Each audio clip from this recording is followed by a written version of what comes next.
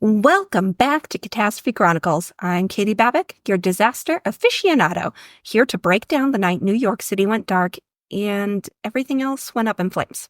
And I'm Arin Babbick, the guy who's just tagging along trying not to get caught in the blackout of bad decisions.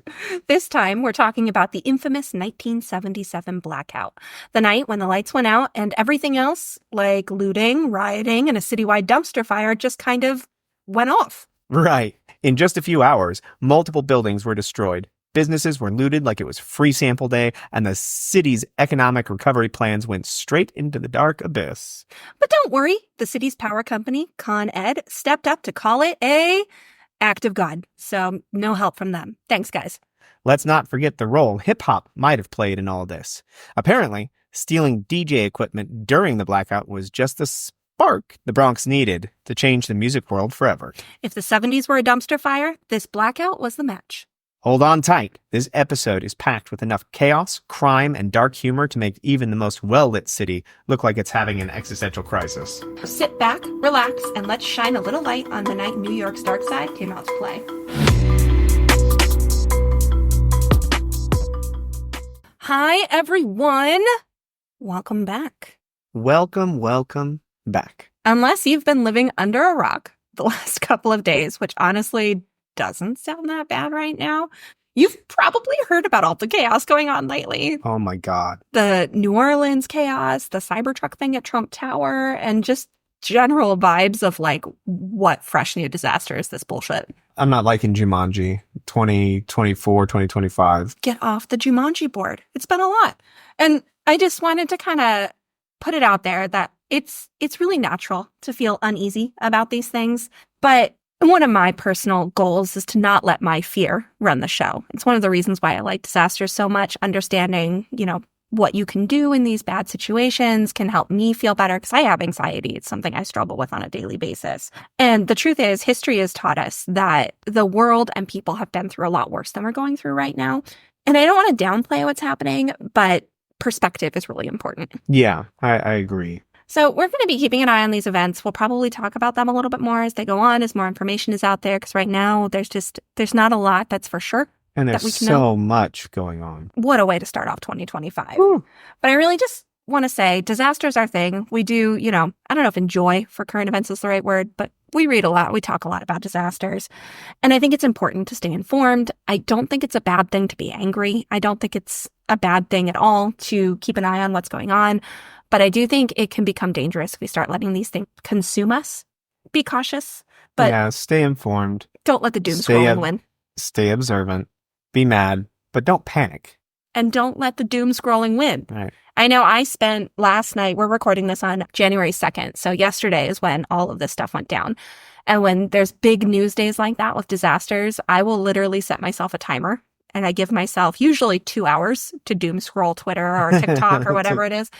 And once my timer goes off, I stop doom scrolling because fall back out of the abyss. I have to. If I don't do that, if I don't set the timer, I'm never going to come out. But if I don't let myself do a little bit of it, I'm also never going to stop thinking about it and wondering what's going on.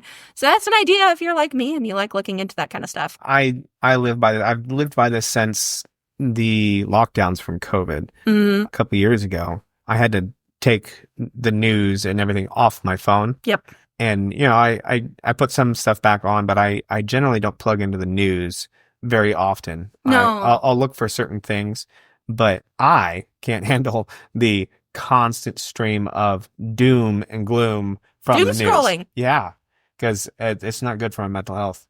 So, bloop, bloop. That's my little, PSA. I don't do a lot of PSAs. I probably won't do a lot of PSAs, but as a millennial who grew up on the phrase, don't let the terrorist win, I now live by, don't let the doom scrolling win, because the doom scrolling is the new terrorist, to be totally honest. Oh, yeah, I can't deal with being that. It makes you terrified. It makes you panicky, and there's nothing you can do about it from your phone. Yep. In that moment, like it's not worth it. On a side note, this is one of the things I've gotten rid of most of my personal social media. I don't use it a lot. I will occasionally post like kid pictures because I use it like a baby book. But I've really been enjoying the Catastrophe Chronicles social media. And I promise you, we post a lot of on this day of catastrophe.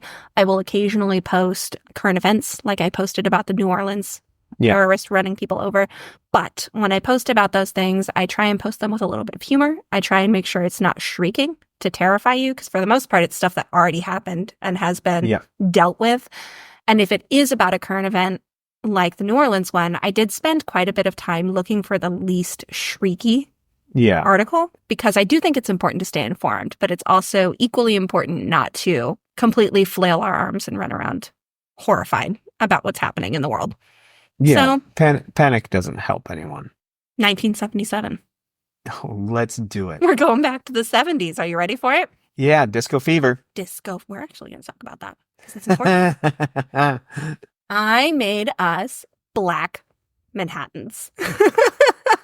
Perfect. Which was a bit of an adventure. I had to send Arin to the ABC store, which in Virginia is the only place you can buy liquor. Yep. To buy, what was it? Amaro? Amaro. I'd never heard of it. I'd never heard of it before tonight either, but apparently it's required for these black Manhattans, and it is absolutely delicious. I'm a big fan. 10 out of 10 recommend that you try this. I don't even like whiskey, but this is a Manhattan I can get behind. It's very good. And it's very dark. Well, yeah, it's black for the blackout. Perfect. I obviously, when I saw black Manhattan was a thing that existed, there was no other choice. No other choice whatsoever. So are you ready to dive in? Ready. Ready to black out? To black out. I have 2 quotes for this episode. Ooh, because I feel like it shows the 2 different sides of New York City. And that's an important part of this entire situation that we're going to get into. The first one is by Kurt Vonnegut. Okay. He wrote it in Harper's Magazine in August 1975. Manhattan Island at its center inspires utterly baseless optimism, even in me. Even in drunks sleeping in doorways and in little old ladies whose houses are shopping bags. Wow. Have you ever read Kurt Vonnegut? No, actually. Kurt Vonnegut is amazing. I'm about to send you some audiobooks. I love that. What was it? Baseless hopefulness? Baseless optimism. Baseless optimism. Kurt Vonnegut is like the epitome of sarcasm and one of just my favorite authors. I love Kurt Vonnegut. The second quote is from Saul Bellow in Mr. Samler's Planet.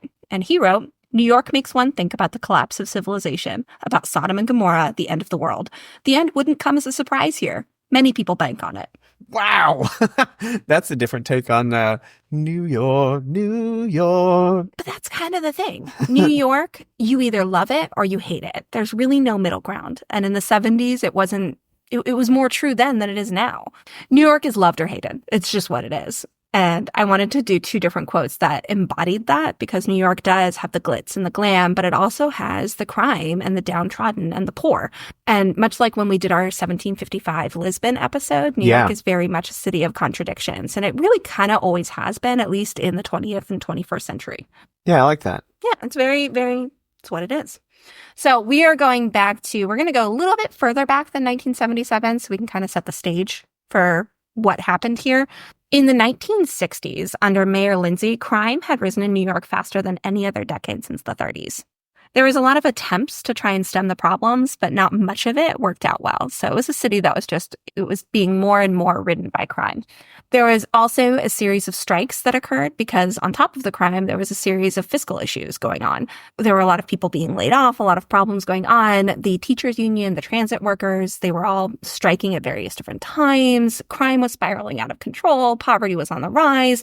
More and more money was being borrowed by the city to try and stem these systemic issues that were arising. But that borrowing ultimately created more problems in the future. This doesn't sound familiar at all. Nope, not even a little. In the 1970s, the mafia still had a pretty powerful presence in New York as well. Infamous figures like John Gotti were rising at the time, going through their whole chaos. In 1974, Nixon resigned, just to give you kind of some perspective on that. The country was in turmoil. New York was in turmoil. In 1975, though, it got drastically worse. The Standard & Poor's suspended its ratings of the city's securities, which essentially meant that New York was no longer able to sell bonds. It was no longer considered a safe investment, which that was the primary way that New York got capital at that point, or one of the main ways that New York got capital. So it took an already brewing crisis and made it significantly worse. There were 2 different kind of explanations for the fiscal crisis that was going on. And, half the people were thinking that banks were the villains, that they weren't supporting the city, that they were dumping all of their bonds on the market and making it so they weren't worth anything. And that's the reason why the Standard took away their rating and made New York unsafe. And the other one was that labor unions were the bad guys, that they were strong-arming the city into paying too much to the workers, and the city was now spending too much money. Basically, liberalism was being run amok. There was too many services. People were being paid too much, all these things. Can't pay them too much. The reality is probably a combination of both, to be totally honest. In 1975, the mayor was Abe Beame. So when the Standard & Poor's took away the city's ratings, he went to Washington to try and essentially get a bailout for the city. And he was told no, aggressively, by President Ford. In fact, the Daily News' headline after his trip to Washington read, "Ford to city, drop dead." Wow. It was pretty aggressive. And it really captured the national sentiment. This was at a time when people really hated New York more than they loved it, which in a lot of ways did galvanize New York. I feel like New York is at its best when it's hated in a lot of ways. That seems fitting. I love New York, but it is, they're cantankerous people. They like to fight back. They like to fight in general. And that's not all New Yorkers, but yeah, I'm going with it. That's what it is. Most of Washington blamed New York City's budget woes, again, on rampant liberalism. There was a ton of political cartoons coming out at the time depicting New York City as like a sinking ship, a zoo with apes employed as the zookeeper, a naughty puppy being swatted with a newspaper, a stage littered with overturned props. Like, just the national sentiment was anti-New York, particularly in Washington. To try and stem the bleeding, Beame ended up firing 38,000 city employees. Ooh, 38,000. That's a lot. Especially in New York. Yeah. Like, this is a lot. 5,000 of the 38,000 that were fired were police officers. Oh, okay. The police responded by starting to distribute Welcome to Fear City brochures at Kennedy Airport, Grand Central Station, and the Port Authority bus terminal. These brochures came with a survival guide that advised tourists not to leave their hotel after dark or ever ride the subway. Wow. Fear City also ended up becoming Stink City when 10,000 sanitation workers walked off the job to protest the layoffs.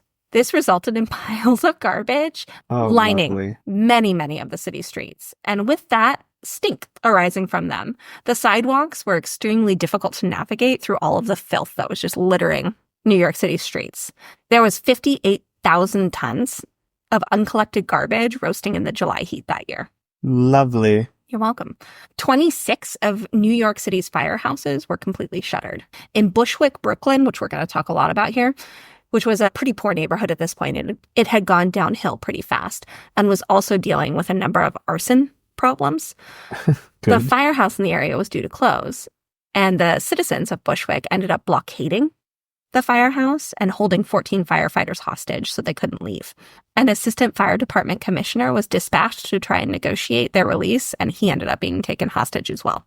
Why were they holding him hostage? So that they could keep fighting fires. They didn't want because their fire of the station. arson. Yeah, because there was so much arson and things, so they were just like, you can't leave unless you're fighting fires. And if there was a fire, they would follow them to the fire and follow them back and not let them leave the area. It was a whole thing. Mayor Beame also ended 129 years free college tuition at New York City's public colleges. Oh. So there's a lot of protests. There's a lot of people were not thrilled with what was going on. In 1976, however, the governor of New York ended up stepping in and staging a bailout for the city. In 1976, there was also a new president, or at least a new president running. He wasn't installed until 1977. Jimmy Carter was running for president, and he had promised to support the city. The city was starting to feel like it was on the edge of a new day and starting to put the bad times behind it. In 1976, the World Trade Center restaurant, Window on the World, opened, which was glitz and glam. And I don't know if you remember that from 9/11, hearing about the windows of the world, Window on the World. Do you remember that at all? Not that specific restaurant, but... There was a number of stories of people everyone who's in that restaurant died on 9/11. Yeah. And there was a number of stories from that were really touching and worth reading and listening to if you ever have a moment. But that opened in 1976. And when it opened, it came with a lot of fanfare, and it very much felt like a new dawn. It was this new glitzy, this new glam, this new amazing place that tons of people wanted to visit. During his campaign, Carter famously said, "I guarantee that if I go to the White House, I'll never tell the people of the greatest city on earth to drop dead." This phrase was so famous that it was actually emblazoned on a number of city buses and billboards throughout New York City. Well, he won their support. And New York City turned out. They very much supported Carter. Without the number of votes that came from New York City itself, he wouldn't have been able to carry New York State, which is very odd for us to think about in 2024. New York basically never goes Republican anymore. But in 1976, it very much could have. It was not guaranteed to go for Carter. And if it wasn't for the number of votes that he got in New York City, he wouldn't have won. And if he hadn't won New York and those electoral votes, he would not have won the presidency. He very much needed New York City. It was a requirement. He wouldn't have won it. 1976 was also the United States' 200th birthday. Lots of money and culture was coming back to the city because if you remember much of your history books, in 1776, New York was the capital and a very important part of the founding of the country. There was a number of celebrations for the bicentennial in New York City. That said, not all was getting better. In the city's poorer and less affluent neighborhoods, things were getting worse. So while the nicer neighborhoods were getting better, the poor neighborhoods were getting worse. Charlene Hunter Galt, the first Harlem bureau chief of the New York Times, visited Samuel Gompers Vocational Technical High School in the Bronx. When she visited, she found classrooms that were literally charred from arson. Oh, wow. Broken blackboards, there weren't many that were actually functional, and high school students that were passing around bottles of wine in classrooms during class. Wow. This was not an uncommon thing to see in the Bronx, in Harlem, in Brooklyn. This was kind of how high schools were going at that point. In the Bronx, the only truly nice-looking part was the New York Yankees Stadium. The stadium really kind of stood as a powerful symbol of misplaced priorities. This beautiful new stadium that had just been built within the last couple of years, surrounded by shambles. Yeah. The neighborhood was completely falling apart. There was burned, abandoned lots, not even burned buildings, just abandoned lots, burned buildings. There was, garbage everywhere. It was not a great neighborhood for Yankee Stadium. In 1976, just as a fun side note, the Yankees finally won the pennant for the first time in 12 years. Fans were so enthusiastic when the game-winning home run was shot out of the stadium by Chambliss. They ended up storming the field and ripping apart the new stadium's field in their joy. They stole all of the bases. There were so many fans on the field that Chambliss, the one who hit the home run, had to be escorted by police to home plate to be able to actually finish his home run because fans had stormed the field so quickly. They ripped up most of the field, taking home the grass as souvenirs. It was chaos. The crowd included Cary Grant, which is kind of cool and random. Unfortunately, despite New York's enthusiasm at finally winning the pennant again, because remember, in the 1950s, the Yankees were the unbeatable team. By the 70s, they were having problems. They were no longer unbeatable. So re-winning the pennant was a big deal. But they lost the World Series. Oh. So there was some disappointment. In other news, on another note, the New York Post was bought by Rupert Murdoch, along with a number of other newspapers and magazines throughout the country. This was the beginning of Rupert Murdoch beginning to kind of buy up a lot of American media. He had already bought up a lot of Australian and British, and now he was coming over. The New York Post is a really interesting newspaper. It was originally founded by Alexander Hamilton. Oh, yeah. And his death probably would have featured pretty heavily in 1976 if he had died then. I can imagine the headline of Hammy shot in a duel on the tabloid-esque pages that it was by 1976, and now for that matter. The Post first editor also died pretty ingloriously. His name was William Coleman, and he was bludgeoned to death by a rival political opponent. Wow. Which is it's a random historical side note, but I find it fascinating that the New York Post has a very colored, interesting history. The death by a political opponent. In its history, it also ended up putting out this 17-part series on Joe McCarthy when it was in the depths of its deep liberalism, basically just lambasting him for his communist mob mentality and his tribunals, which resulted in the editor being called into a McCarthy tribunal, being accused of being a communist. Sounds about right. Right? Ernest Hemingway loved the newspaper so much that he actually had it sent to him in Cuba because he thought it was the best place to get sports coverage. Okay. One of the quotes about the Post is a good indignant mama of New York City, as the New York Times is its good gray papa. Papa goes down to the firm and makes money. Mama keeps things hopping. That was by Cherry Talmer of Valentine to the Post and Direct Magazine in 1961. And it really does about cover it. Much of its ethos when it was bought was about enabling the struggles of the working class and keeping an eye on the rich, kind of like comforting the afflicted and afflicting the comfortable. I like that. However, By the mid-70s, New York's love of liberalism was on the wane, probably because of their fiscal crisis.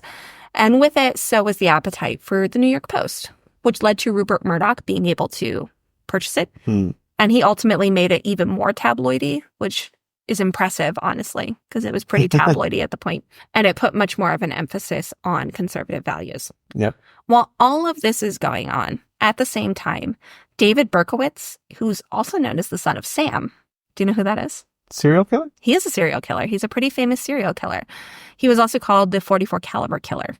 He terrorized New York City from July 1976 to July 1977. Oh. He ended up killing 6 people and wounding 7. So he was active at the time of this disaster. He was rampaging through city, and he was heavily featured in the New York Post after Murdoch took over. The editors that Murdoch ended up installing really ramped up the fear of Son of Sam. Not that, honestly, Son of Sam needed a lot of ramping up. That was terrifying. But they didn't necessarily give all of the information that they should have, and they in a lot of ways made it scarier, and it opened a lot of doors for other tabloids to make it scarier. So that doesn't sound familiar either. Nope, not even a little bit. So that brings us to 1977, which, again, much like our 1755 Lisbon episode, New York was in a time of decay, but also at the beginning of its rehabilitation. New York was kind of straddling 2 eras. Again, the grime of the 60s and the 70s, and the glitz and glams of the 80s and the 90s.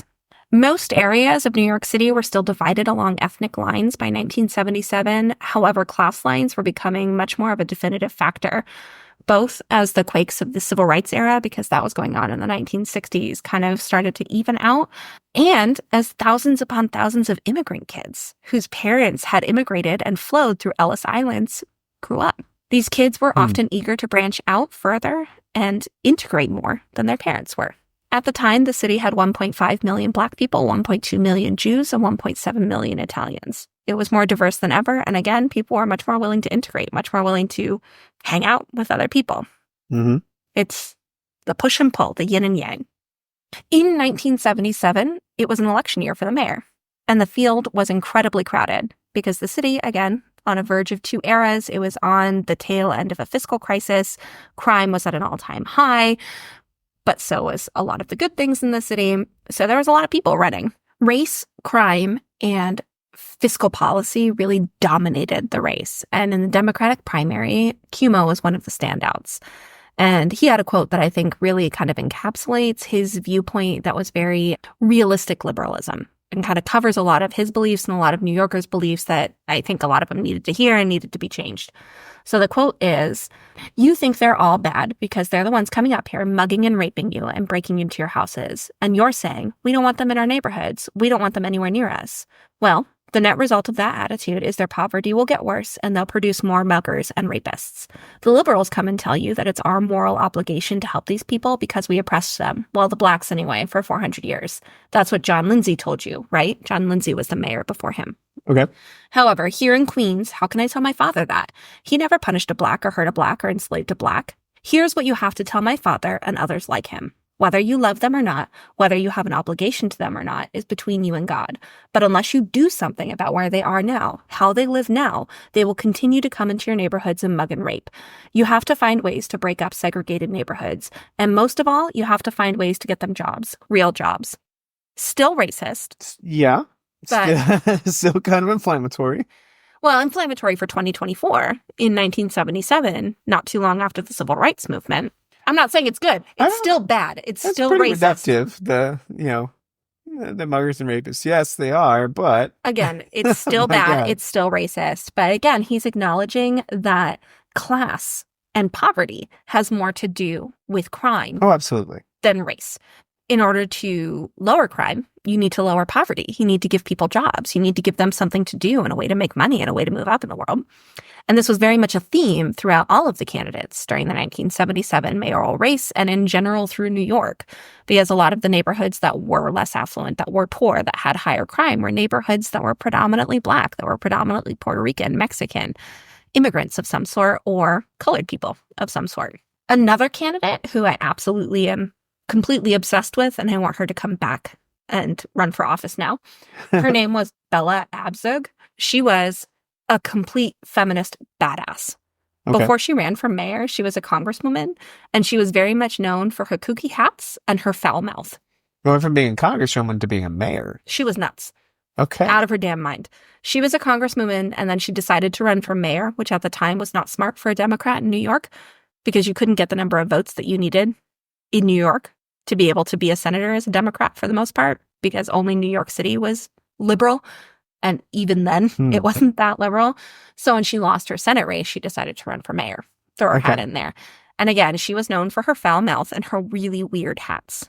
She was known for throwing the middle finger at people. She was known for dropping F-bombs on the Congress floor. Sounds like your grandma. She does sound a lot like Grandma Yeager. She does. One of her quotes from the mayoral race also kind of covered this. She said, "Almost every day, we can read editorials in our leading newspapers telling us not to expect much from Washington and not to expect much from City Hall. The people with this outlook will say we will continue to lose jobs and population. They say let's encourage the poor to get out of town and let's tear down their neighborhoods. Let's continue to attack the unions because we have to drive down wages. They say let's get rid of free tuition in the municipal house system, shut down childcare centers, senior centers, libraries and fire stations. They say let's fire teachers, guidance counselors, and security guards, and let's get rid of rent control. Let's slash subway and bus services and crush more people into the trains.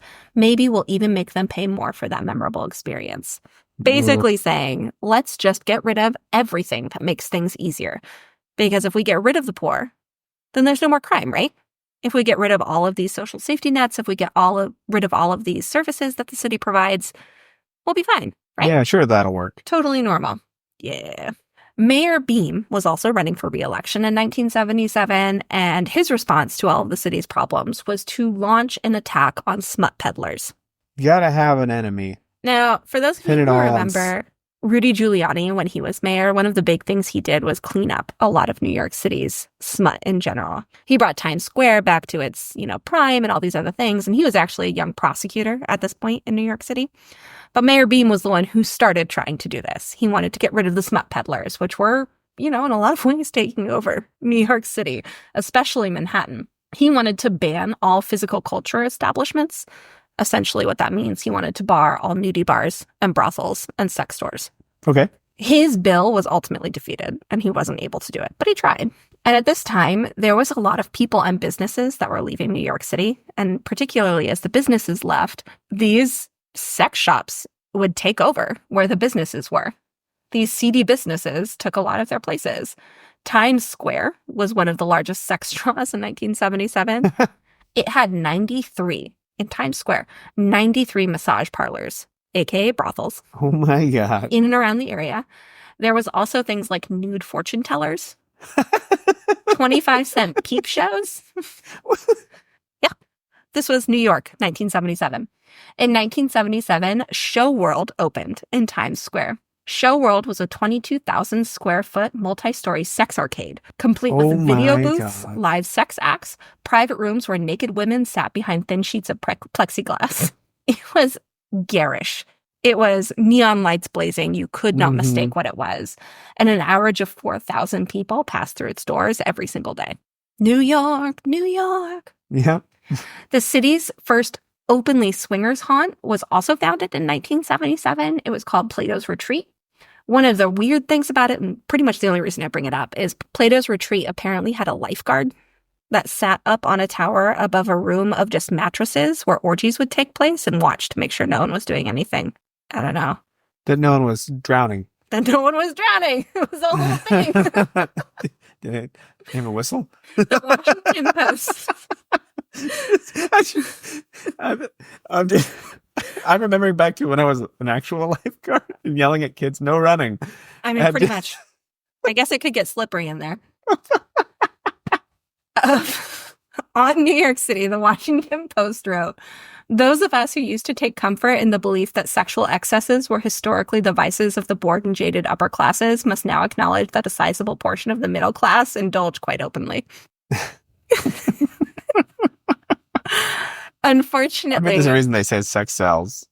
Tragically, actually, 1976 was the first case of AIDS in New York City. And by 1977, it was the first time really a lot of reported cases were coming into the news. So 1977 was the last year of crazy open orgies with a lifeguard, I guess. It was a bad time. New York was also very deep into anti-war, anti-Vietnam sentiment. That was a big movement going on in 1977. Amid this turmoil, cultural movements really started to flourish. Punk rock, disco, and the downtown art scene thrived, attracting creatives to neighborhoods like Soho. However, in areas like Bushwick, abandoned buildings and factories became sites of crime and despair. By 1977, the neighborhood's failed urban renewal projects had turned it into a slum plagued by arson and corruption. Bushwick had been the victim of a lot of failed urban planning and urban revitalization, which in the 1960s, particularly the early 1960s, Bushwick, Brooklyn was very much a middle-class neighborhood. By the time we get to 1977, it is absolutely a slum. It has gone completely downhill in less than 10 years. Yeah, that's pretty fast. Yep. By 1977, we already talked about this a little bit, but I wanted to touch on it again. Arson was commonplace in Bushwick. This was the neighborhood that held the firefighters hostage in 1975. All right. Landlords would burn down their buildings when they were tired of trying to evict delinquent tenants. Wow. Homeowners who couldn't sell enough to break even burned down their homes. Businesses burned down their businesses. And then there was just general anarchists and criminals burning abandoned buildings, both for fun and so that they could loot the plumbing, the copper piping, because it's a lot easier to steal the copper piping once the building has burned down. Wow. By 1977, the area was losing 10 square blocks or 5,000 housing units a year to arson alone. Holy shit. When I say it was a problem, it was a problem. There's a reason why the residents who were still there were holding firefighters hostage when they tried to shut down their fire station. Yep. A quote from Jim Sleeper in The Closet of Strangers, another magazine. By the mid-1970s, Bushwick was a prison of traumatized welfare recipients, reeling in rage and despair. That's a quote. And in a final note of our, background here, between 1973 and 1977, the city lost 340,000 jobs. God damn. So again, straddling two eras. A lot of New York was not doing well at all, and a lot of New York was doing really well, too well. The haves and the have-nots were very separated. Huh. Shocking, right? The city's power was handled by Consolidated Edison, Con Ed. When Con Ed was founded in 1882, it was known as Edison's Electric Illuminating Company, and it had the capacity to generate enough power to light 400 lamps within 1 square mile of lower Manhattan. By 1977, it served all 5 of the city's boroughs and most of Westchester County, a total of 9 million people. It had grown a little bit. Just a little. The city's stringent clean air regulations made generating power inside the city prohibitively expensive. So, Con Air, for the most part, had plants outside of the city and bought power from neighboring states rather than making power themselves inside of the city. Most of their power that they didn't produce themselves came from New England utilities, some generators upstate, and some hydroelectric plants in Niagara Falls. The generators are the facilities that produce power. In order to take that power into New York, they went through an intricate network of highways that were mostly underground, more than 100,000 miles of cables, enough to circle the globe 5 times. Damn. The lines ran primarily through Westchester County into a densely packed narrow line. They dove underground and joined Con Ed's web of high-voltage underground arteries. Service wasn't always perfect. The fear of power outages themselves, along with actual power outages, were very real right of summer since the 1965 blackout. The 1965 blackout was, again, the entirety of New York City.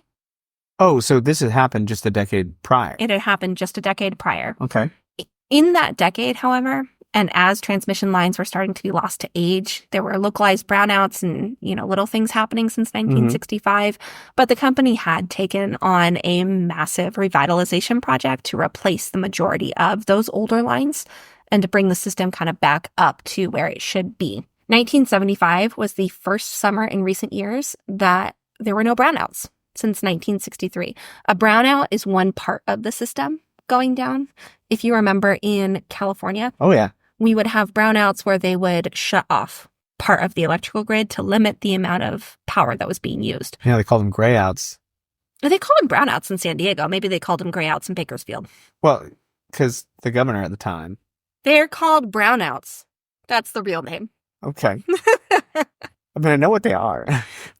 For those of you listening, since we're getting off track here again, a brownout is when the electric company or the power company decides to shut off a portion of its grid to conserve power, to prevent what we're talking about here today. The collapse of the entire system. Yep. 1976 made it 2 years in a row that they didn't have to have any brownouts. July of 1977 was going to be the first major test of this new system that had been completely upgraded. A very hot and muggy weather system was descending on New York City. People were so concerned about this that Con Ed's chairman, Charles Luce, was on Sunday morning talk shows talking about how the company was prepared and things would go just fine. He flat out guaranteed the entirety of New York City that there would not be a single outage.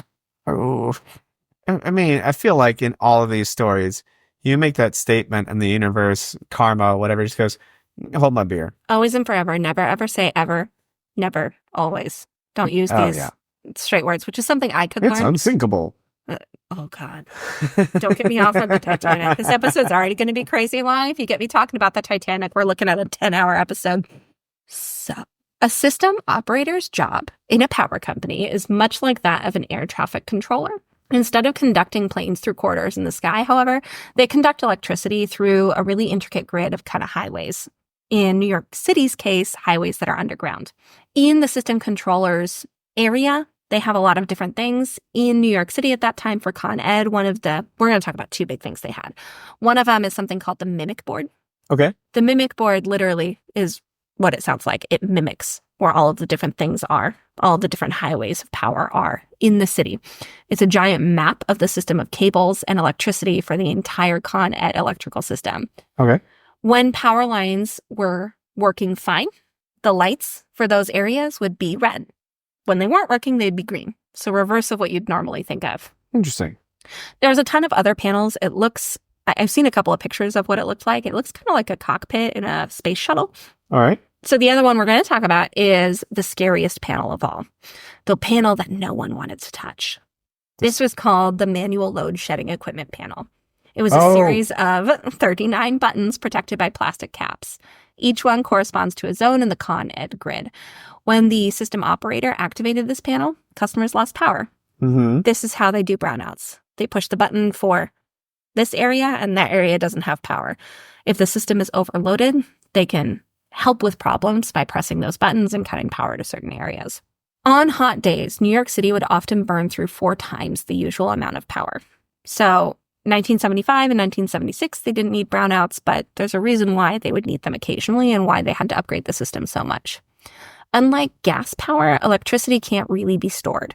It has to be used as it's generated. As the day gets hotter, the system generator has to anticipate a lot of growing demand for power and then find efficient ways to meet that need.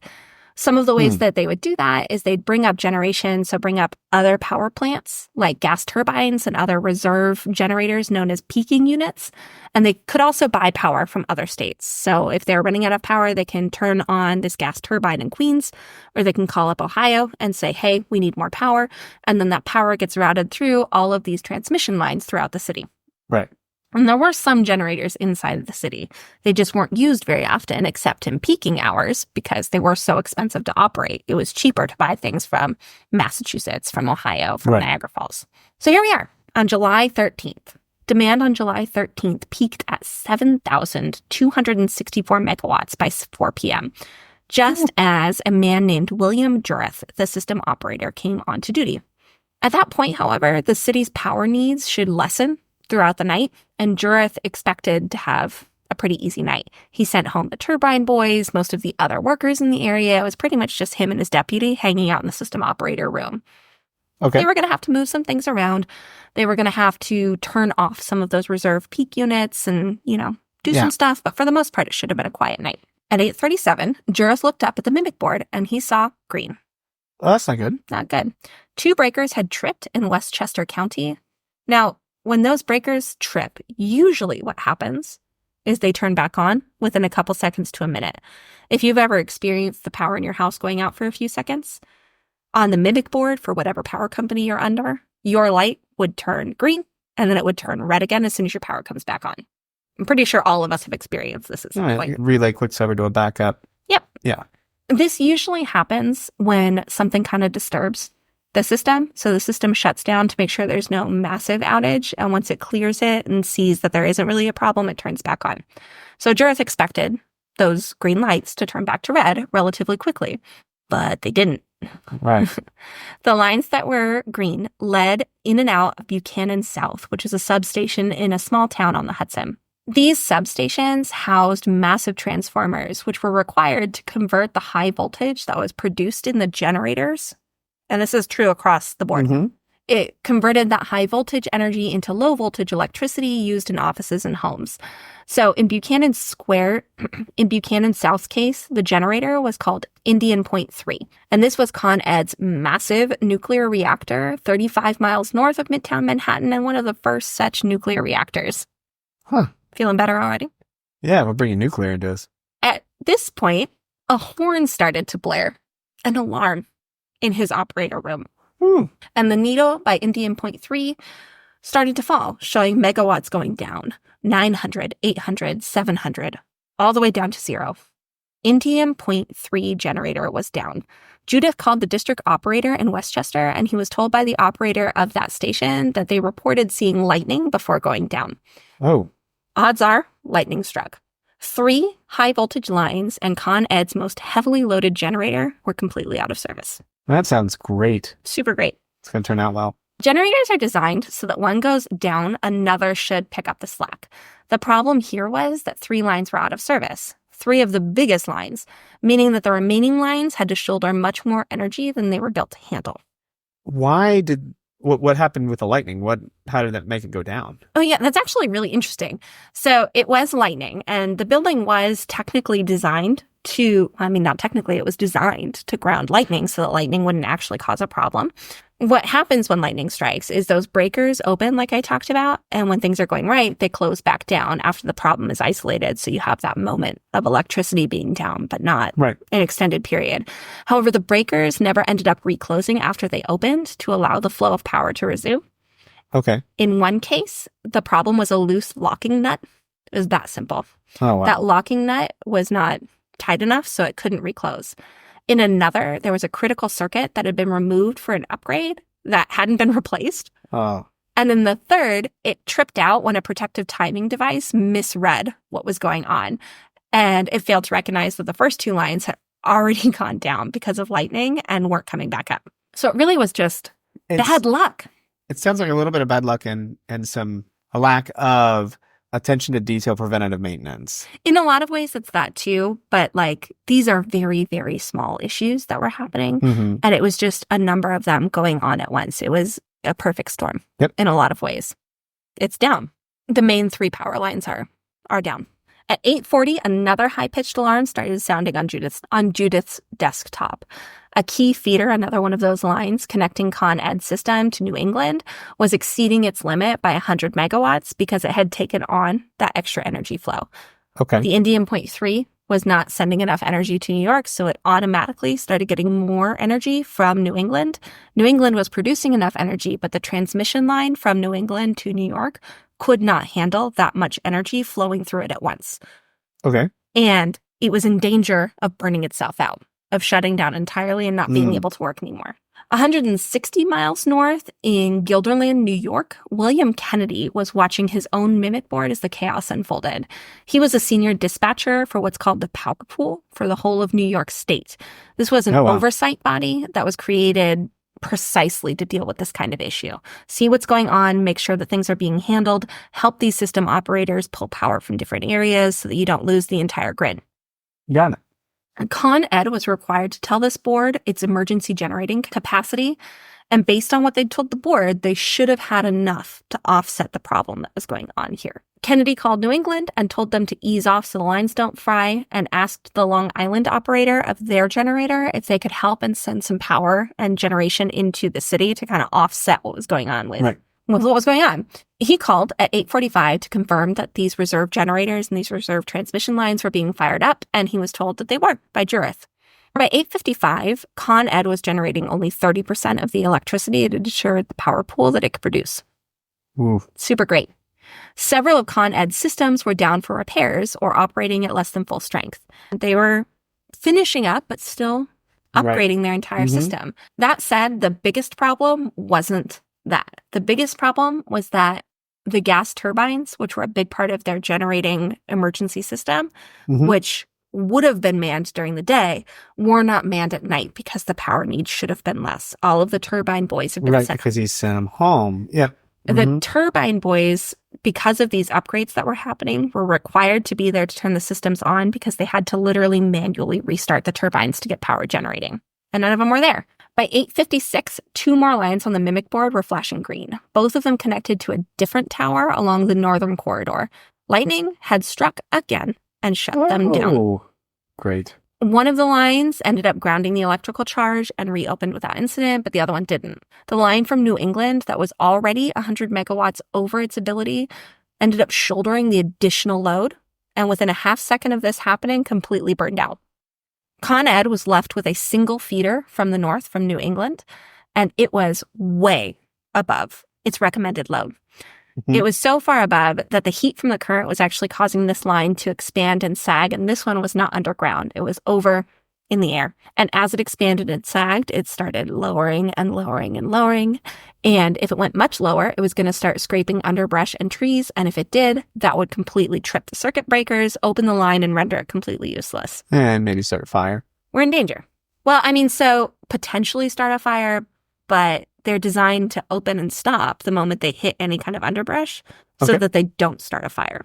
I'm seeing a lot of things not working as they were designed, though. Right, that's true.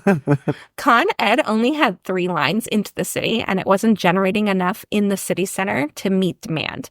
There wasn't enough power in Long Island to make much of a difference, and the tie line connecting to New Jersey was already so overloaded that the utility was threatening to open the line to protect its own systems. Right. Because the line went down, New Jersey loses power too.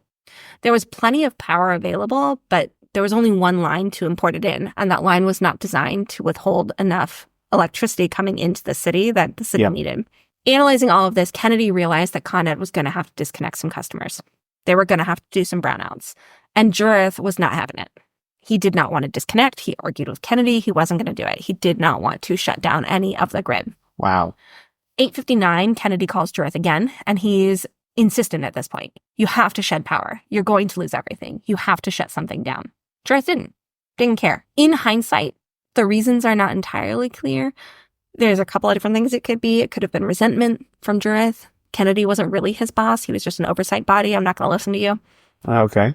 But I kind of think he was probably just kind of clinging to hope, hoping that he could put it off long enough. It'll be fine. It'll be fine. That it'll work out and he wouldn't have to be the guy that caused the first brownout in 2 years. However, by this point, all 3 remaining feeders were exceeding their capacity. Feeder 80 was the most overtaxed at 1,500 megawatts, 50% more than it was designed for its short-term emergency ratings. So things that it was only supposed to do for a little bit of time, not its overall, it was 50% above that emergency rating. Good God.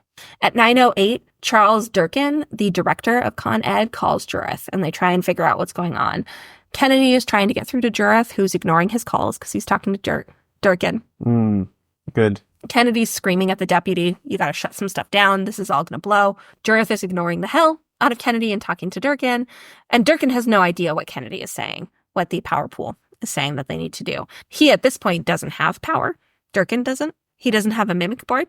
Wait, so the station that is in charge of New York can't see it. His mimic board's down? Jureth is in the station that's in charge of New York. He is the system operator for Con Ed.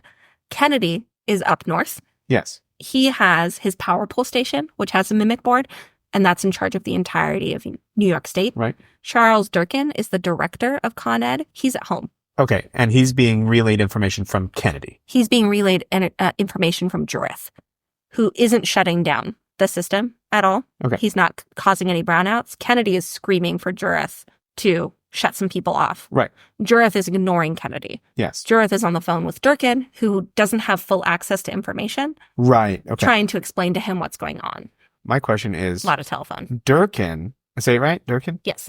Is he an electrician, an electrical guy? Like, does he understand? Yes. He's the boss dude. That doesn't necessarily mean that you have knowledge. No, he does. He's not the director of the company. He's the director of operations. Okay. He knows what he's doing. Got it. That's where we are. Mm-hmm. At 9:18, feeder 80, the last New England line, ends up dropping into a tree. So the circuit breakers trip, the line opens, and Con Ed loses its only connection to the north. Boom. Fun times. Magically, somehow, the New Jersey and Long Island lines remained open despite an even more excessive load on them. Just an impossible amount of load, but they stay open for this point. Huh. Charles Durkin was still on the phone with Jureth trying to figure things out. Kennedy's still calling, trying to convince him to shut some people off so that we don't lose the whole system. At 9:23, without the help of a mimic board or, lights for that matter, Charles Durkin tells Jureth what Kennedy has been saying all along: shut down power.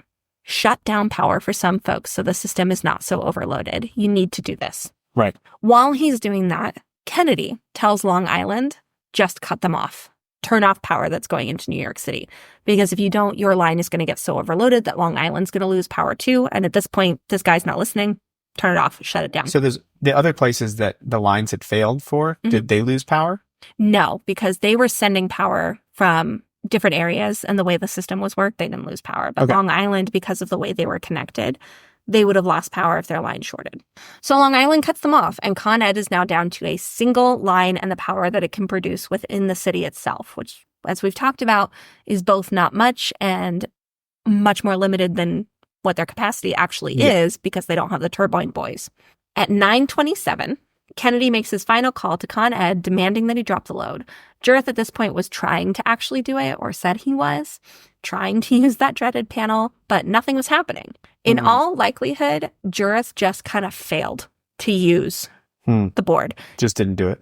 Well, I don't know if it's necessarily that he didn't do it. From everything I read, it sounded like he was saying, I'm doing it. And he was probably just panicked and not doing it right. Regardless, though, by 9:27, it was too late. At 9:27, at the same time of this phone call, the Linden, New Jersey tie opened. Con Ed was officially isolated, cut off from all of the external power, and relying entirely on what was within the city. It shifted much of its load to a generator called Big Alice, which was a 1,000-megawatt steam unit in Queens. This quickly grounded the entire unit to a halt, and it shut itself down because it could not process or produce that much power. Yeah. At this point, the city's 9 remaining generators buckled instantaneously under the increased load, plunging the entire city of New York into darkness. Ew. No lights whatsoever. 10,000 traffic lights blinked offline, subway trains froze between stations, elevators, water pumps, air conditioners, and everything else ground to a halt in all 5 boroughs. Only the flashing red aircraft lights on top of Citibank and the World Trade Center and the flame and the torch of the Statue of Liberty lit the night, along with the near immediate sound of breaking glass in many of the city's less affluent neighborhoods. Immediate sound of breaking glass. Near immediate sound of breaking glass. Any guesses? Looting, I'm guessing? Do you think this is just a disaster about no power? Or are they just waiting? It's bananas. If the lights go off, boys, it's a go right now. I realize we're an hour into this, but this is not just a disaster about people being hot for a night. Of course not. That wouldn't be our style. That's not my style at all. Within minutes of the lights going off, Police Commissioner Codd called for all officers in all precincts to report for duty. He called for them to report to whatever precinct they were closest to. This seems like a reasonable thing, but in actuality, it ended up causing quite a few problems. Not a lot of cops lived in the inner city or in these poorer neighborhoods. Right. They lived in the suburbs. So they reported to the precincts in the suburbs, in the not necessarily more affluent neighborhoods, but in the less crime-ridden neighborhoods. Right. Leaving a lot of these inner city precincts with a significant lack of police officer presence. Many were eventually reassigned to neighborhoods in need, but they didn't come with riot gear or the equipment that they needed, because they usually would pick that up at the precinct that they work at. Right. And the precincts didn't have enough to cover the excessive amount of cops that they needed on the street. By 9:40, there were already calls coming in about looting. That's 13 minutes after the lights went off. People were hearing sounds of glass breaking, like eyewitness reports. Still working? That's a good question. I assume generators, or people just telling police officers, and they had radios in their cars and whatnot that were working. But there were cars going out across the police radios, particularly in squad cars, and then the police stations had generators. So there were already reports of looting within 13 minutes, which is pretty fast considering the entire city was under darkness. And like you said, phone lines weren't working. They had to kind of work around that to be able to get that going. In Bushwick, Officer Wilton Sexer was at home when the lights went out. He quickly realized, however, that it wasn't just his home or even just his block. He went on his roof and saw that the entirety of the Manhattan skyline was dark, and he went, "Oh, I need to go into work," and immediately reported to the 83rd Precinct before he knew that the police commissioner had called in all police officers. I feel like a more direct quote would probably be, "Oh, shit." He is exactly right. The police were quickly gathering themselves together, and the captain of the 83rd Precinct almost immediately told everyone that they needed to pile into something called combat cars, which were squad cars with 4 cops in them instead of 2. He told them all right, everybody in 4-man cars, go forth and do good. Was the entirety of his message to the officers, which, does about cover it. There are worse messages. All of the cops at that point were rigged out in hats, bats, and jeans, which basically just riot gear, riot helmets, billy clubs, and dungarees. Got it. Go out and deal with what's going on. The Bushwick precinct was poor and known for crime. We talked about this before. This neighborhood was middle class in the early 1960s, but by 1977, it was definitely considered inner city. There was not a lot of good things going on. Crime had risen exponentially. We had talked about how 5,000 buildings a year were being lost to arson. It was not a great spot. It was so bad that a lot of truck drivers would demand a police escort to do deliveries in the area. Most shop owners were strapped, carrying pistols or shotguns whenever they went into their place of business. Mm-hmm. In multiple areas of Bushwick, it was required that 2 cop cars would respond to any call. 3 cops would go into the building. 1 cop would stay outside to protect the cars. Wow. It's not a good neighborhood. This department was also predominantly white, and the residents of Bushwick predominantly Black and Hispanic. One of the officers said, "Our job was about arresting minorities. That's all it was about." There were 130 officers working in the 83rd since the mass layoffs a few years before, meaning that there were only roughly 34 or so on duty at any given time, which was grossly low for an area of 100,000 people. Yeah, that is not a good ratio. On top of that, the fiscal crisis and the firing of 38,000 of the city's workers also effectively eliminated all support staff for the police officers. Oh, good. So it would take, on average, 10 to 14 hours for a cop to process 1 perp through the system. Oof. 10 to 14 hours for 1 arrest. It was not a good neighborhood, and Officer Sexer was about to go back out onto the street. Officer Robert Locklear, another one of the 130 officers in the 83rd, was already on duty when the lights went out in Bushwick. He reported that at first, for the first minute or so, it was calm. People were playing music outside. They were trying to catch a breeze, but it did not take long for the sounds of that broken glass to start, like we talked about. He was on Broadway Street when all of this was going on, which is kind of the main thoroughfare in Bushwick. And within a few minutes, he saw an absolute mob of people making their way down the street, and they clearly were not up to any good. The cops did expect it to be bad relatively quickly in Bushwick, but they didn't expect the thousands of people that he saw out on Broadway within a few minutes. Damn. The mob immediately started taking saws to locks, started putting trash cans through windows, started doing things like slipping crowbars under gates and lifting them up like a can lid and then shoving trash cans under it so that they could get into buildings. They were looting everywhere they could. They were breaking out plate glass windows wherever they could. At one point, there were 4 men that wrenched a parking meter out of the ground and used it to batter open a jewelry store.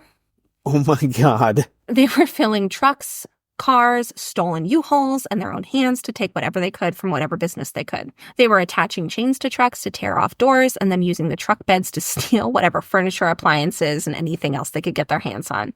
That said, the physical violence against people was actually pretty limited throughout the course of this, which is one of the good things about this disaster. That's pretty incredible. When you talk about like the Rodney King riots. Yeah, that's exactly what I was picturing. It was not like that. No. It was pretty much contained to material goods. So that is a good thing. The cops quickly began to wade in through these thick groups of people, arresting anyone that they could get their hands on. Officer Locklear said, "You just grabbed them. There are plenty of them to grab onto." However, with limited cars and limited officers, they started loading multiple looters into their vehicles. It wasn't uncommon to see 4 looters in the back of a cop car and then 2 or 3 in the trunk. So they were literally just grabbing them and putting them in the cop cars as fast as they could. I'm surprised they survived. A number of it is kind of amazing, especially the NYPD was pretty corrupt. I mean, the NYPD was pretty corrupt up until even now. Yeah. But in the 1977, It was really corrupt. But they weren't. They weren't shooting people for the most part. There were some looters that described the blackout as a gift from God, a chance to get everything they needed but couldn't afford.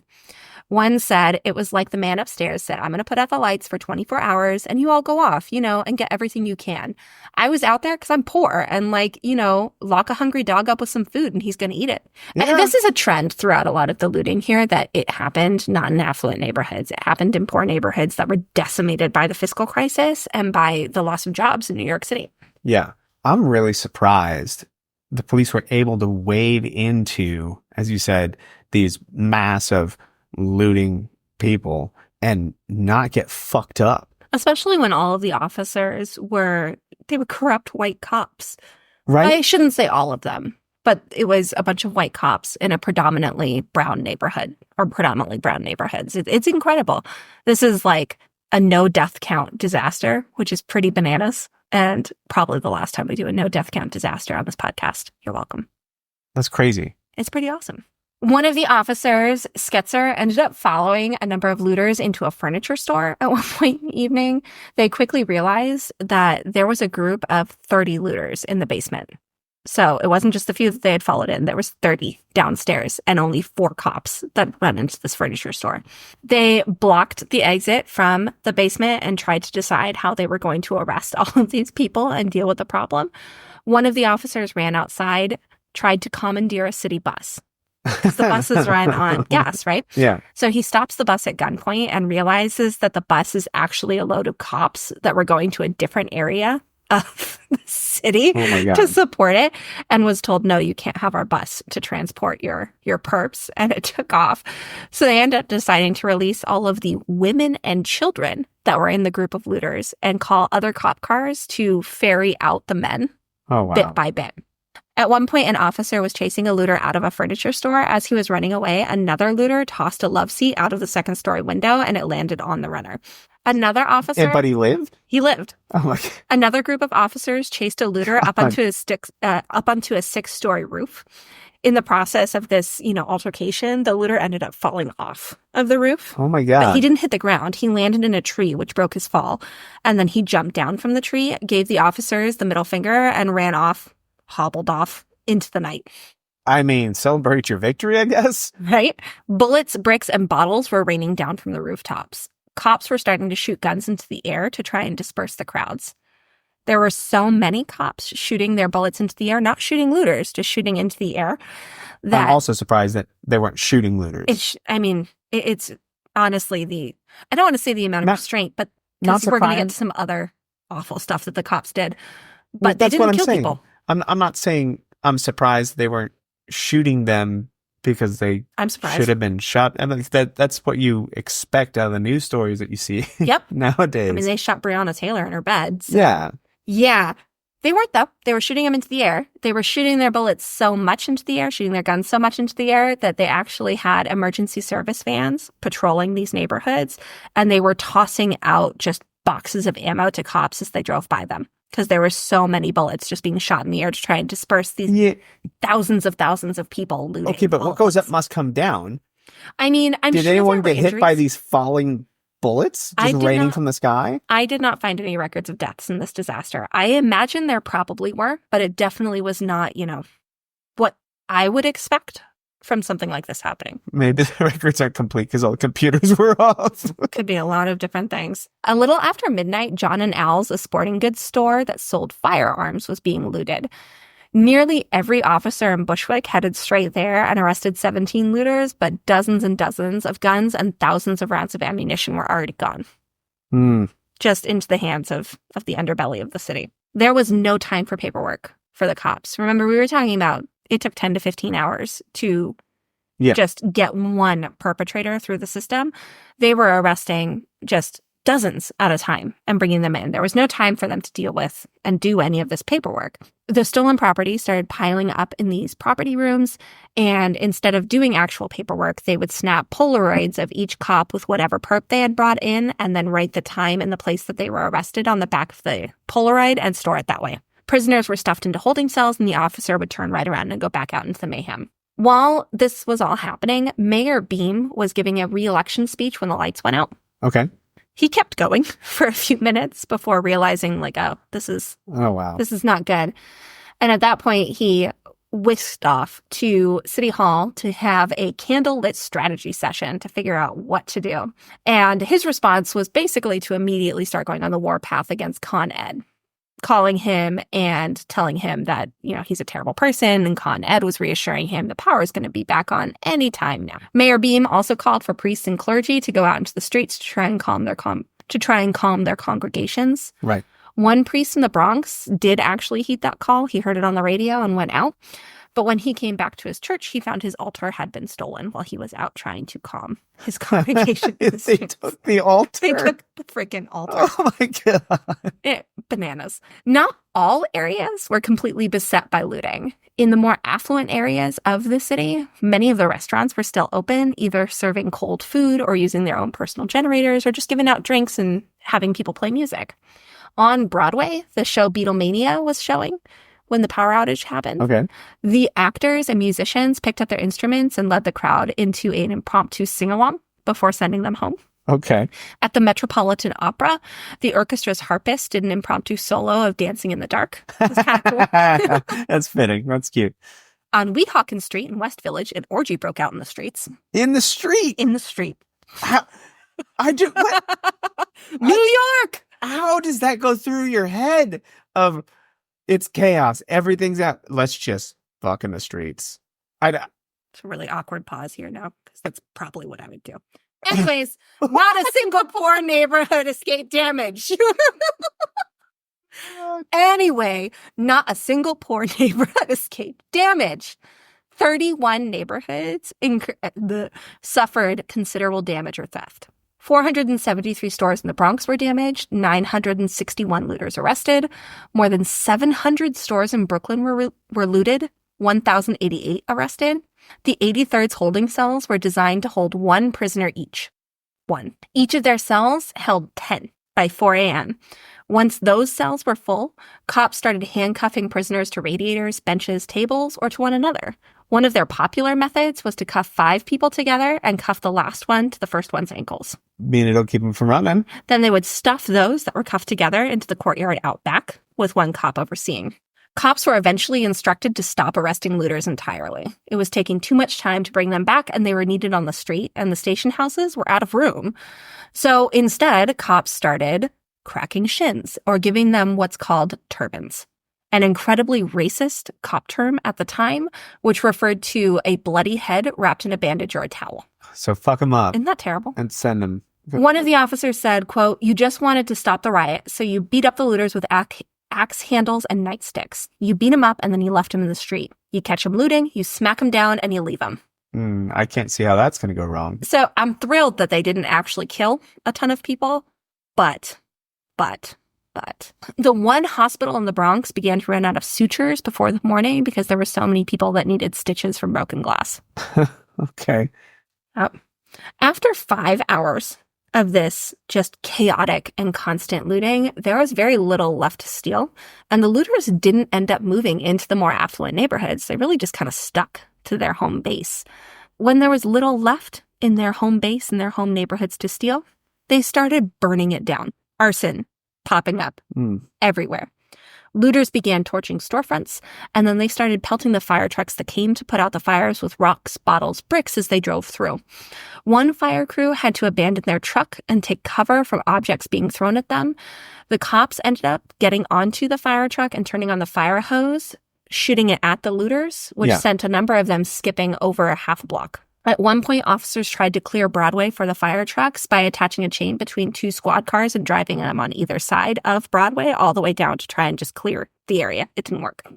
When the sun finally rose on July 14th, the city seemed deserted in the more affluent neighborhoods. The temperatures were in the high 90s and there was still no power. Buildings were burning for no apparent reason. Ad hoc bazaars started popping up through most of the inner city and less affluent neighborhoods. Selling all the shit they just got. All of the stolen goods. And those neighborhoods had piles upon piles of broken glass, dismembered mannequins, and other debris littering the streets. If you want to look at the Pod blog, I have pictures of that up. It's bananas. With significantly less looting happening, the cops were able to redirect to the fire scenes to protect the firefighters because that was the biggest risk of loss of life at that point. That said, crowds on Broadway hadn't diminished. They'd actually increased. There were more people out on the streets, just, I guess, buying stolen shit and causing mayhem. Well, that and it's hot in your house, so... A mile and a half of Broadway, along with other areas of NYC, was destroyed completely overnight. There were more than 25 burnings along Broadway alone that morning. Con Ed had to completely disconnect the entire system so that all of its component parts can be inspected for damage. Only once that was done could power be restored, and it had to be restored slowly to avoid any surges that could create another failure. Right. High-density areas were the first priority. Unfortunately, that meant that most of the slums that were hardest hit by the looting were the last to get power back. Mm-hmm. It took until 10:29 p.m. on July 14th to return power to the entire city. 25 hours after the initial blackout. By the time power came back on, there was only one fire burning out of control in Brooklyn. That's pretty impressive. In total, there was 1,037 fires, 14 of them multiple alarms, 1,616 damaged or looted stores, and 3,776 people arrested. It was the largest mass arrest in the city's history, but it really didn't do anything to stop the looting. It barely made a dent. Many were ready to blame the city for the layoffs 2 years earlier that had reduced the police force by 5,000. By 4 a.m., the morning of the looting, so 4 a.m., July 14th, there were 10,000 police officers that hadn't reported for duty. So about 40% of the police's entire police force. And a lot of people blame that on the fact that they already felt overburdened. They already felt like there was too much put on them, and they just kind of, well, good luck. If you don't appreciate us, we're not going to help. And for better or worse, I mean, I joke a lot about corruption. Like, do we have any interviews with any of them as to why they didn't show? I mean, everything I saw, the people who were actually asked about it said they didn't know. And they blamed it on the blackout, which honestly is a pretty convenient and easy and reasonable reason. Yeah. But I don't think 10,000 people just didn't know. No, because you wouldn't think that you'd be needed when you see that all the lights are out. Reasonable explanation that they did not feel tethered to their jobs in the way that you would hope a police officer felt tethered to their job. Right. That they didn't feel an obligation. And I think that the idea that the layoffs and the fiscal crisis had caused a lot of that sentiment. I don't think that's unreasonable. They figured they needed some new stuff too. Yeah. The consensus of the city and of the nation at large was really that the cops had exercised enormous restraint, which in a lot of ways they did. There was a lot of, you should not beat people. Sure. But yeah, I think for the NYPD in particular, there was quite a bit of restraint. That said, there were 8 inmates that escaped from Rikers in the Bedlam. In that and other prisons, most of them experienced prison riots during the blackout, with inmates doing things like lighting their mattresses on fire and intentionally clogging toilets and sinks to cause flooding and general tomfoolery, which I just wanted to add in because, of course that happened too. So in the days after the blackout, much of New York City smelled completely acrid from the number of fires that had happened over the course of 25 hours. Many of the police precincts that were holding looters were told to keep hold of them for several days because there just wasn't enough room at central booking to process all of them. Right. The number of prisoners from arrests made during the riots and looting were severely straining the prison system in New York. In Manhattan's House of Detention alone, they resorted to putting them in the basement where a gasoline-generated spotlight made the already uncomfortably hot room completely unbearable. Ooh. Overcrowding was so great that the Corrections Commissioner Malcolm had no choice but to petition a judge to reopen the Tombs, which was a prison that had been closed in 1974 due to inhumane conditions. Oh, great. Moving prisoners through the system and arraignments was stalled because finding witnesses or even arresting officers was extremely difficult. They all had a ton to do and maybe didn't even remember when they arrested that guy or that guy. Like, there was just a lot to happen. And this was happening too on July 14th and then July 15th and 16th. There was a lot of recovery happening. So just kind of getting everyone together was really, really difficult. As of 3 p.m. on July 14th, the Bronx had only worked through 2 cases, which was 2 more than Brooklyn could say that they had done. Yeah, the power was still out on July 14th. So in their defense, all of the courthouses closed at 4:30 on July 14th because they couldn't see. There was no power. They Right. didn't have backup generators. The Manhattan DA had prepared 250 felony complaints over the course of the day, but with no lights, the judge couldn't read them. Oh, wow. So they weren't able to process them. There wasn't enough bedding to cover steel benches. There were bathroom shortages. There was no medical attention for these drug addicts that were in withdrawal or for accused lighters that had nightstick injuries or lacerations from broken glass. In one precinct, there were 36 men in a holding pen, 20 feet long and 9 feet deep. Oh, my God. 36. In Bushwick, this is the precinct where they were clipping them together and all that stuff.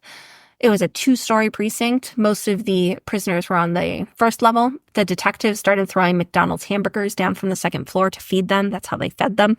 Oh. One officer ended up urinating on the prisoners on the first story.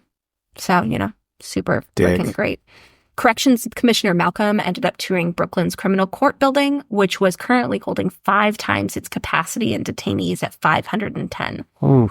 The outside temperatures on July 14th were 100 degrees. Inside, it was 120 degrees. Oh, God. Throughout the building, there was puddles of urine and vomit. There were 24 men in an 8x12 cell for several days. One of Malcolm's colleagues compared the pens to slave ships. So, of course, being the pillar of excellence that he was, Malcolm immediately barred the press from entering it or any of the other precincts. Right. Because let's not address how fucked up this is. Let's just hide it. Yeah, let's not just deal with how vile we are. Let's just ignore it. It's fine. Legal aid societies started urging the courts to grant the accused parole until the arrest records were located. Let them out. Bring them back in once you figure out what's going on. Stop keeping them in these horrible places. Right. Which, of course, failed because, of course.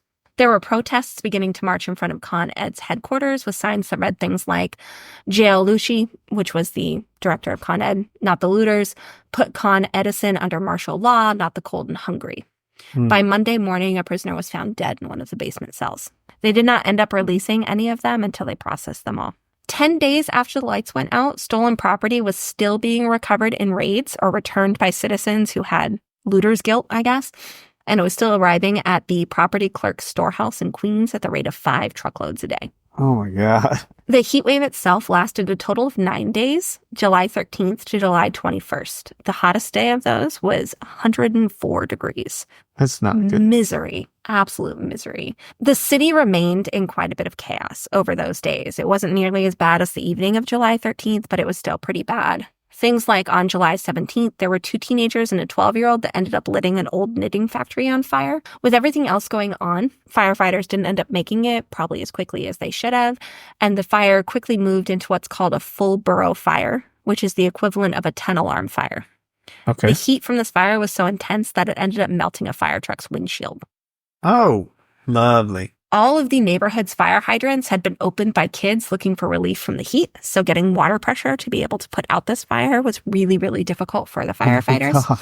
It ended up taking over 3 hours to get the fire under control, and by then it had destroyed 24 buildings. It was the biggest fire since 1963. Estimates from the blackout for damages, stolen products, lost business, spoiled perishables, all that kind of stuff fluctuated daily from various organizations. At one point, it peaked at $1 billion in damages, and eventually the city settled it, saying it was $150 million. However, a year later, a congressional study ended up putting the loss at more than twice that, $315 million. You said spoiled perishables and stuff. Like I didn't even think about the food. Grocery stores that just lost everything. Exactly. Yeah. But then also comes to the problem of like, what do people have to eat for this time frame? Like, well, I good mean, Lord. the power came back on within 25 hours. So in this case, they did lose their perishables, but they didn't run out of bread, Yeah, that's a fair point. In many ways, the 1977 blackout riots confirmed a lot of stereotypes of New York City and its slums and poor neighborhoods. The fictional portrayals of this being like a dystopian Gotham, a dangerous metropolis, were just verified by everything that was going on. The Washington Post said that this was an indictment of the state of the city, its government, and its people. With that, when Mayor Beam ended up going to Washington to request relief, to request to be declared a major disaster area, to request any kind of help that Washington could offer, President Carter refused. President Carter, the one who won the presidency because of New York City, flat out refused. He What? insisted that it was not a natural disaster, so it did not qualify for the federal disaster relief program. Oh my God. He did not even visit New York City after the disaster, after all of this happened. Vernon Jordan, the executive director of the National Urban League, said, "The sad fact is that the administration is not living up to the first commandment of politics. Help those who help you." Huh. Right? I think maybe we should spread that quote around a little bit more. We should maybe think about it a little bit more in general. Ultimately, Congress did end up giving New York City $11.3 million in grants and loans, a very paltry amount comparative to what happened. Right. This blackout stood in pretty stark contrast to the 1965 one that we had talked about earlier. Right. In 1965, when the blackout happened, it actually resulted in a drop in crime, and there was minimal issues. People were just kind of on the street partying.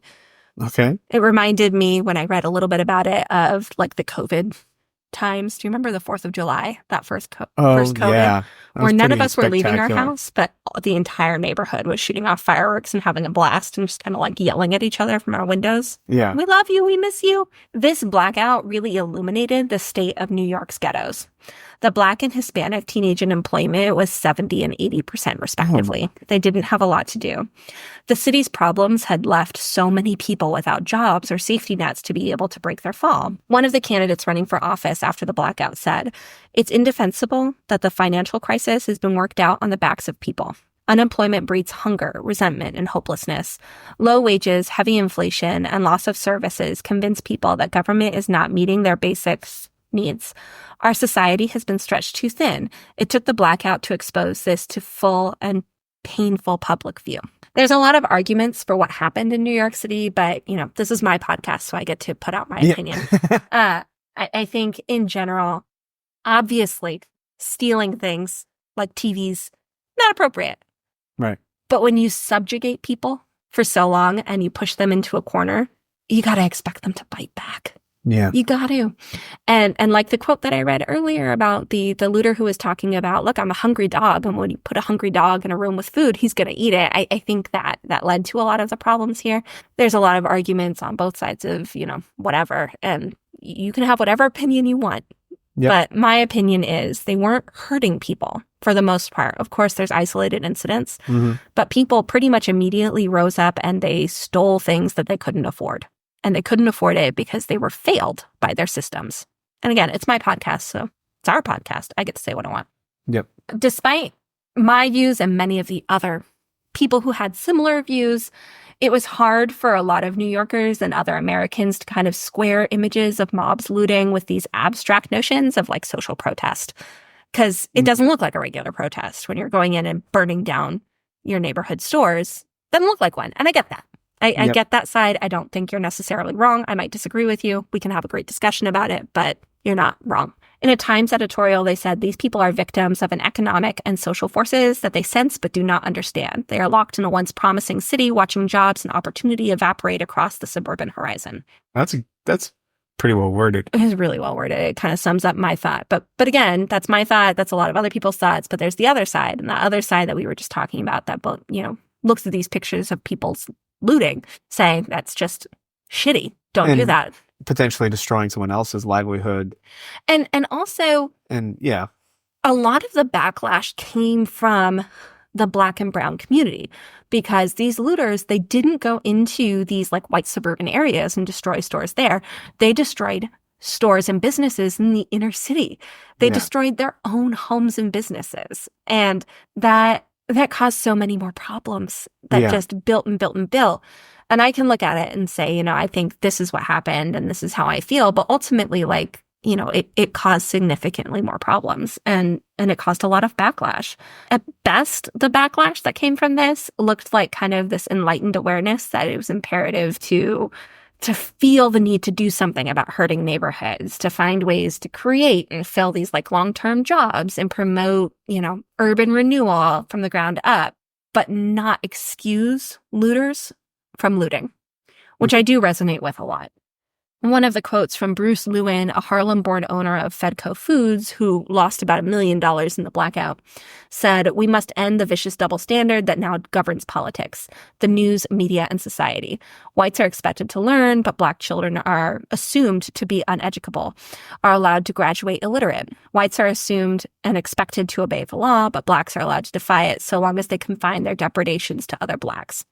And I'm not saying that's a good thing or a good statement, but like it does kind of encompass the idea that, look, you know, brown people are able to do better. They're not necessarily going to do bad things forever. And I do agree with that. It's not okay to loot. It's not okay to steal TVs. I'm going to go ahead and say that it's okay to steal baby formula if your baby is hungry. Oh, yeah. But there's a big difference between that and breaking into a jewelry store in your local neighborhood and stealing everything they have and putting them out of business. Yeah. I can understand the impulse. Like I said, most of the most fervent denunciations of the looting did come from the Black and brown community. So yeah, I think it's a very complex it is situation. Incredibly complex. And I think a lot of things like this and a lot of the riots we've seen in other years, they do come from really subjugating our poorer classes and our minorities. If we did something about that, if we did something about poverty, if we did something about this, you know, haves and have-nots, we would see a lot less. And that's just my opinion. That's just my thought. But yeah, that's where we are. With that, we're going to kind of turn here a little bit. The captain of the 83rd claimed that there were no shots fired at all that evening. Not even in the air. Police personnel performed in a most exemplary fashion, and there were no instances where firearms were utilized. Outright lies. Yeah. Full of shit. And compared to the other backlash that was coming from the riots, the backlash against the police for lying like this was relatively minimal and nothing was really done about it. Go figure. Right? Murdoch's newly purchased New York Post ran a number of extremely inflammatory articles about the disaster that stirred up even more strife and division within the city. That's most of the bad things. I'm going to kind of talk about some of the good things now. Oh, do you have any questions before I do good things? No. Okay.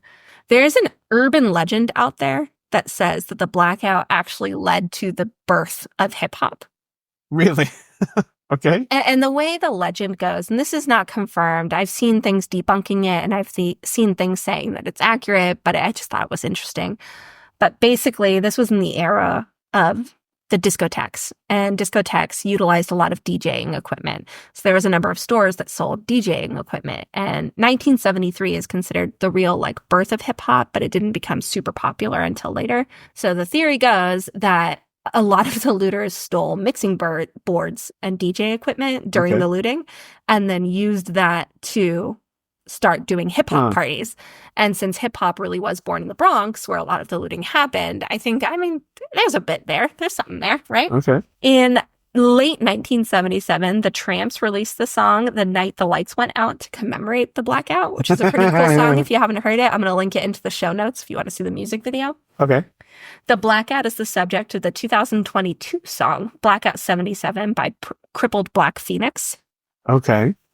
David Bowie has stated that the blackout was a possible influence of his 1977 song Blackout.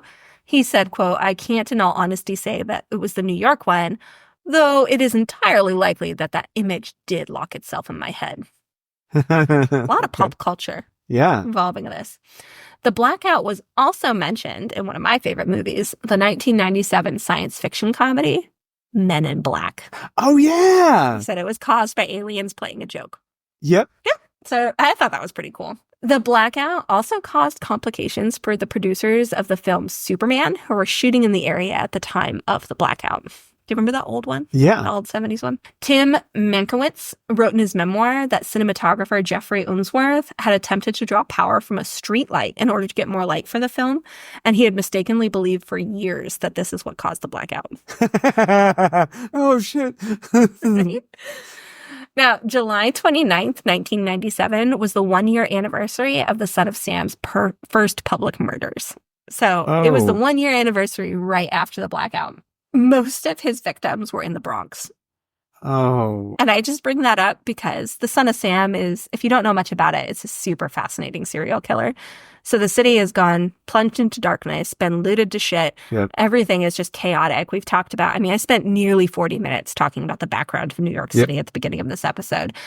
And also, Son of Sam is So still let's killing see. people. And he had a letter out basically saying that he was going to do more on the 1 year anniversary. Oh, wow. He ended up killing his last victim on the day after the 1 year anniversary, largely because the largest manhunt in history was going on the 1 year anniversary, and they had the whole Bronx blocked off. So the next day, he killed his last victim. Right, because he put out that he was going to do it on the anniversary, and so they're like, well, Yeah, he sent it to one of the most inflammatory tabloid people. Yep. Sent him a letter, among other things. He's a really fascinating serial killer. Really, really cool one. So all told, the operating entities in New York City did fully investigate the blackout, its related causes, and the operators' actions. They ended up implementing a number of different changes, which are still in effect today, and for the most part have been pretty good. There was one significant blackout on July 13th, 2019, the 42nd anniversary of the 1977 blackout. Con Edison ended up, blacking out or browning out 73,000 people on Manhattan's West Side. And then if you remember, in August 2003, there was an entire New York City blackout again, though this one was caused by a power system failure in Ohio. For the most part, though, New York's woes, as far as power are concerned, are pretty much covered at this point, or at least a lot better than they were back then. And that's the totality. That's my, very long description with, I guess I had a few deaths.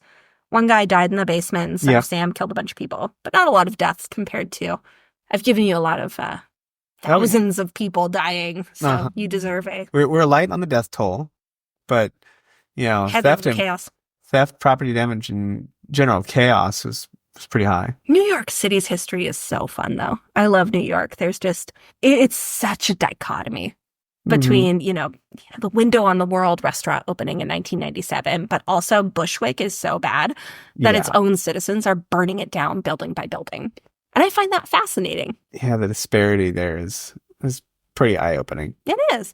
So the next time your power goes out, stay inside. Stay inside and immediately start breaking windows. Or if you like your neighbors, go out and have a barbecue. But for the most part, stay inside. Yeah, it's less chaotic. Hopefully.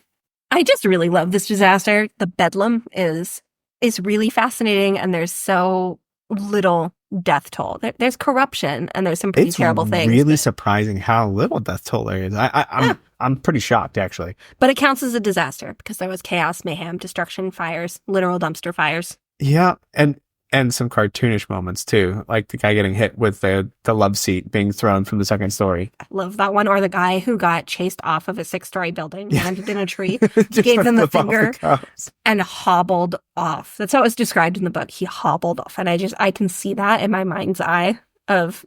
I could actually see one of our kids doing that. Falling into a tree, flipping us off, and hobbling away in rage. It's maybe happened, but I don't know. Probably. And we just didn't see it. But yeah, that's my 1977 New York City blackout disaster with quite a bit of New York City history because I like it. So hopefully you did too. I very much enjoyed the story and listening to you and learning so many things. Yes, so many. Wow. So many topics covered. I'm going to have to do one with a lot more death next week. I don't have a decision yet. I'm kind of thinking of doing a plane crash.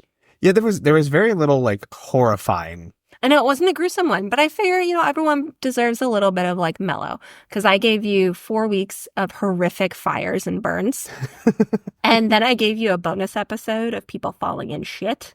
Yep. So this one has a lot of racial inequality and class problems, and it's definitely a disaster. It's definitely sad. It definitely has, its components. But no one's eyeballs burned out. That's true. One guy got hit by a love seat. Yep. And there was definitely some police corruption, bad things. But yeah, I don't know. Yeah. For me, it's just mellow. It's true. Very true. I heard from a little birdie you might be preparing an episode soon, too. Yeah. That's looking into doing another one. Which one are you thinking? Oh, actually, have my eyes on the Thresher, USS Thresher. I love that. Though that might contain elements from the USS Scorpion as well. We'll see. But yeah, another maritime disaster, no submarine. I told everyone that you are pretty much only going to do maritime disasters. I know you told me that you won't, but I know you. We'll see. Maybe in 2 years. you'll branch out. Well, look, you talk about what you know, right? Yep, exactly. And that's the thing. And it's actually been in my brainstorming process for the thresher is like, these are things for my rating, my job when I was in the Navy that. Can you remind people what you do? So I was a sonar tech in the Navy, a sonar technician. So I Boop, boop. found, tracked submarines.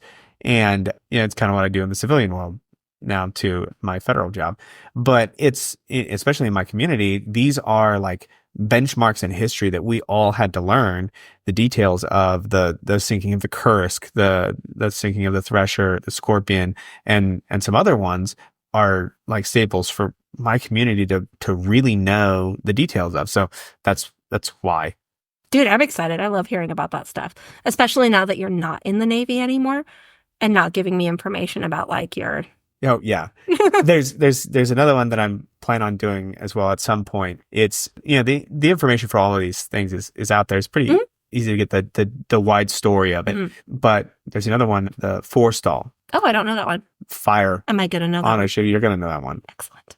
I just need you to do another one so I have a really good excuse to do the Lusitania. Okay. Because I really want to read Dead Wake again. And for anyone listening, if you haven't read Dead Wake, stop what you're doing. Okay. Go read Dead Wake. It's one of my favorites.